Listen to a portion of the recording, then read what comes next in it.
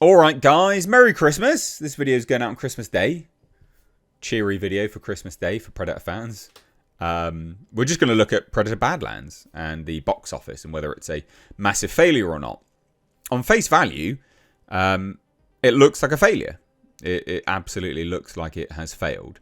But I think there's some other bits and pieces to talk about with this. Just to sort of, get a bit more granular, really, just to see whether it is a failure or not.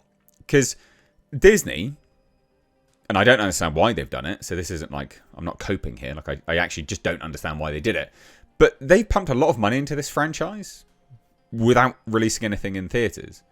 Like Prey, for instance. That wasn't cheap. That wasn't cheap. I think that was like $60 odd million. That's just $60 million. Just done. Gone. Predator Killer of Killers. I think that was like 50 odd. Or something like that. I don't know. It was dumb high though. Just money. Just spaffing up the wall. Don't know why. But they're happy to sink that kind of money into this franchise. Now, whether they did that as loss leaders to try and front load this and boost this and get this going, who knows? Who knows? But they didn't consider those movies to be failures. Obviously not. I mean, they made no money. They're complete losses aside from viewership counts.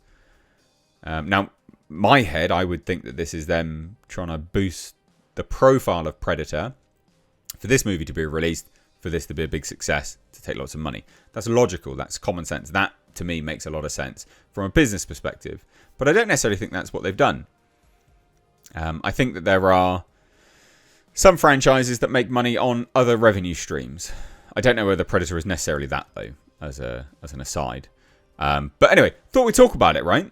Is it a massive failure? Well, it looks like it has lost money, but I don't know whether they care, which is a weird thing to say. And again, that's not me. That's not like a coping element. I just don't know if they do actually care, because they seem happy to lose money on this franchise. Not sure why. Theatrical, you think that they... I don't know. I don't get it. Maybe it's making money elsewhere. Maybe they did the cost-benefit analysis and they looked at Prey, for instance, and the secondary revenue stream of rentals made them loads of money. I don't know. I don't get it. But let's take a look. So this article is saying that it's going to lose about $80 million. Maybe. We'll get into the budget in a minute. They thought that it was going to make 60 at one point. But basically, domestic theatrical market's gone. It's cratered because the last weekend was $213,000. $213 would definitely be cratered, but $213,000 is pretty bad, right? That's pretty bad. That's not like a surprise though. This late in the game, the movie's been out for a while, so that's not a massive stretch, but fine. So it's done $183.4 million worldwide. Now, this movie had a budget of $105 million, but not really.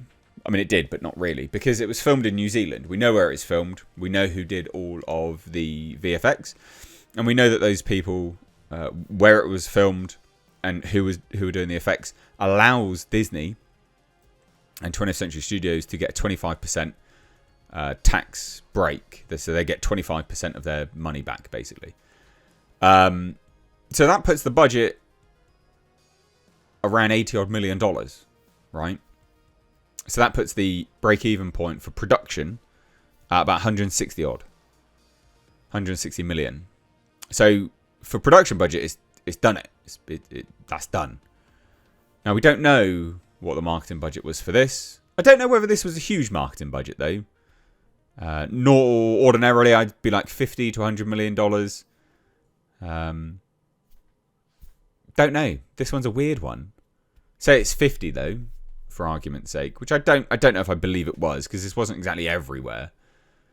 But correct me if I'm wrong. You guys might have a different sort of reading on where you were, but I didn't see much of it everywhere. If it's 50 million with 80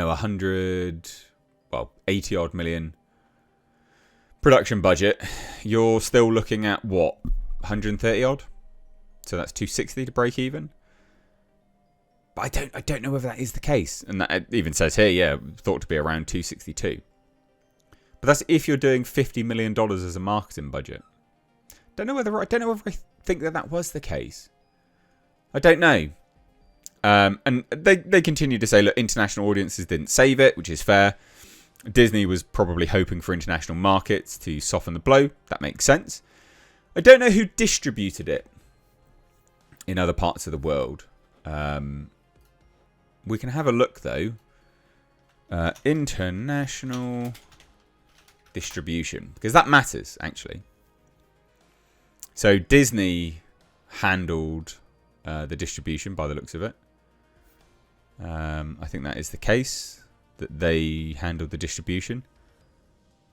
Oh, theatrical focus, blah, blah, blah.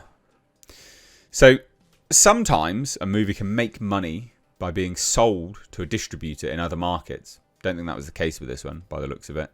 Not from what I can tell. So not great. That's not great. That hasn't done particularly great. And so they say its loss is nearing about $80 million. I think it's fair to say that they probably have lost about that kind of money on it. But I don't know whether they care. And the reason why I say that is I go back to Prey. Prey and Killer of Killers made a lot of money. Not made a lot of money. Didn't make any money, sorry. Cost a lot of money was what I meant to say. I'm tired. Give me a break. I'm trying to get this out for Christmas. So I don't necessarily think that they give a shit. I don't know whether this was, for argument's sake, let's play devil's advocate a little bit here. Alien Earth, for instance, that cost loads of money, has made nothing. Viewership was not very good. Right, the viewership was not good at all. And yet it's coming back for season 2. So I don't know. I don't know whether... I from a business perspective, it looks like it's dead. Both franchises are kind of dead. But they don't seem to care that much. For some unbeknownst reason. It's quite odd, really, that they don't seem to give a shit. Bit of an odd one. And this article says about, well, no AVP crossover, blah, blah, blah. Fair. I don't personally think we're going to be getting Alien Romulus 2. I think that's been cancelled to make way for Alien Earth Season 2. But that's another conversation for another day. And they say there's no current talk of a sequel. There wasn't talk of a sequel for Prey for quite some time, actually. So I don't necessarily think that that's a bad thing either. Predator likely headed back to streaming. Now, this is the interesting thing. Lower budget. I mean, Prey had a big budget. Prey's budget was $65 million. So to say that this movie franchise heading back to theatres, back to streaming, will lower the budget, it's not really lowering the budget that much, is it? So how they've calculated that this is successful for them, worth it for them, I don't know. I don't get it myself. So is it a failure? On paper, yeah. Like, it's a huge failure on paper. But I don't necessarily think that that is them counting it out for some reason. Because they've clearly done some accounting on this. Some accounting wizardry. And gone, that's fine. We're going to keep doing this. So I wouldn't count it out just yet. On paper, both franchises are dead. Right? Although Romulus made money. Alien Earth didn't, and they've continued with that for some weird reason. But on paper, both franchises are kind of dead. But they seem to want to continue them. So this is a case of, like, just, wait. And I think we'll probably act randomly. I think we will actually get more of these, and I don't know why. And I'm someone that liked it, by and large, but I don't know why we'd get more. But I think we probably will. Anyway, there you go. I don't have much else to say, really. Have a great day. Take care. Bye-bye now.